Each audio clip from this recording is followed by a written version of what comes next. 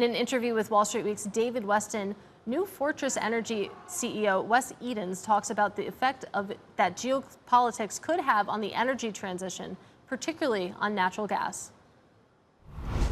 There's about 400 million tons of production in the world. That's going to nearly double over the next couple of years. And so that was a big supply overhang. But then you had the Ukrainian-Russian war a few years ago, and that caused prices to just go through the roof, to the atmosphere, right? And they've settled down, significantly from them. But gas is my view the true transition fuel as you talk about energy transition. People lack power, affordable power, all over the world.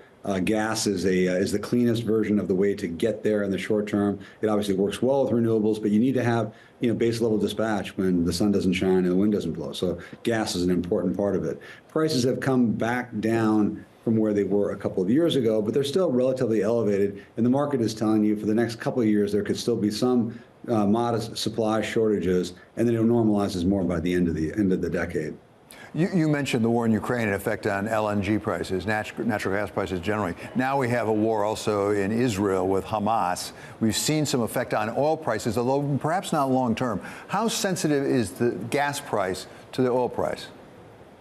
Well, it does tend to trade at a rough derivative of Brent, right? So obviously as oil prices spike, you get pressures on it, but it's got different applications, right? So if you think of it, in the United States, for example, less than 1% of our electricity comes from oil. It comes from natural gas and renewables and nuclear and hydroelectric and whatnot. Less than 1% from oil. In a lot of the emerging markets around the world, it's the opposite, where distillate fuels are a primary fuel source for a lot of these different countries. And so in those cases, it tends to be highly correlated. And as prices really spike on the oil side, you can get big spikes to those economies on the natural gas side as well. So it's definitely something to keep their eye on. And obviously the goal long term is to give them access to cheaper, more reliable and cleaner power. And the way to get there is natural gas. So the demand is there. And it's just that, these, geopolitical, issues like you just described can really wreak havoc with it. And that's what I think there's some concern about. The government can also have an effect. And we saw that from the Biden administration with respect to LNG, put a pause on things. How is that affecting the market right now?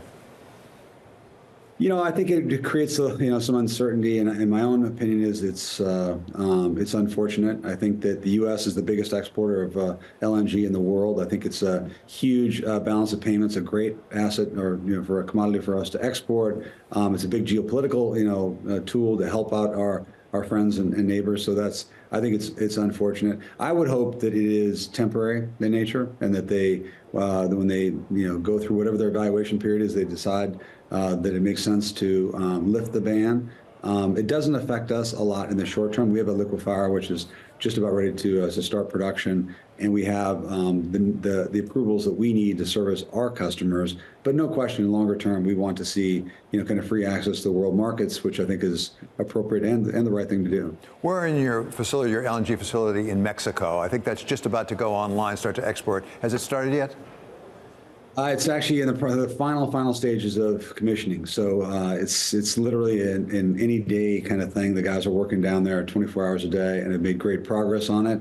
It's that last, inch across the goal line is what we're looking for right now. But we should have good news coming out of that facility, I think, very, very soon in the near term. And more broadly, what markets around the world are you looking at? How sensitive, for example, to Chinese demand?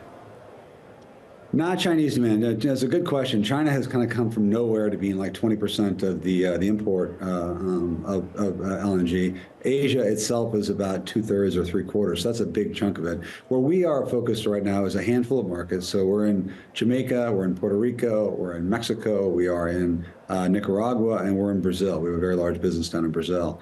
And at the moment, those are the markets we're very focused on. We've got kind of dominant positions that give us a lot of access to organic growth in those markets. We think we can be good partners with the governments and with the utilities and with the customers down there. So that's where we're focused in the long run. But the truth is there are many markets that need the same kind of help that these countries are looking for on their fuel supply. And finally, Wes, you mentioned that this is the way to go for energy transition. This is key to the energy transition.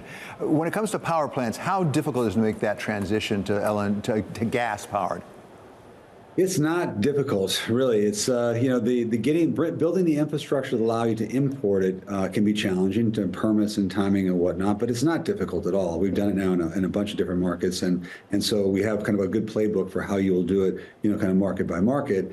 And I just think that, long term, I'm a big believer in nuclear power. I think that there are clean sources of very reliable power that are great. I think the renewable stuff is great in lesser quantities. It's not a dispatchable thing, and until there's an energy storage solution that is cost effective, you can't just run solar during the day and then use your batteries at night. That's not an effective way of doing it cost wise. And so if you think about it in those terms, a gas-fired power is basically a big battery, right? So it's a very cost-effective way of turning on when the renewables are not actually working as they could. So those two things in tandem, I think, are the energy profile of the current and future near term. Maybe lower cost and more available nuclear power becomes the next step on that, but that's not tomorrow. So I think that there's a long road ahead for gas as a transition fuel.